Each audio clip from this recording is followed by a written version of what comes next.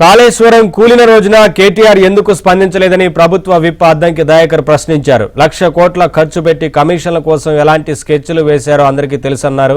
ఇలాంటి ప్రాజెక్టును ఎందుకు కట్టామా అని బీఆర్ఎస్ నేతలు బాధపడాలన్నారు. కన్నేపల్లి పంపు హౌజు మీ హయాంలోనే పూర్తి స్థాయిలో మొత్తం పగిలిపోయిన చరిత్ర.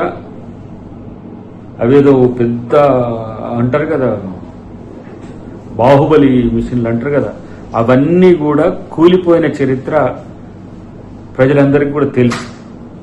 కొత్తగా ఈరోజు నువ్వు ఏ కథలు చెప్పినా, నీటి కథలు చెప్పినా, ఏటి కథలు చెప్పినా ఎవడు నమ్మే పరిస్థితులు లేడు.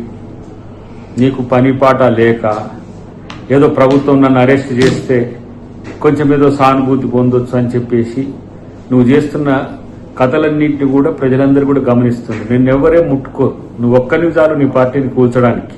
ఇలా మళ్ళా తెలంగాణ మీద సెంటిమెంట్ కథలు రగులుస్తున్న ఇలాంటి వాళ్ళని ఎవరు నమ్ముతారు?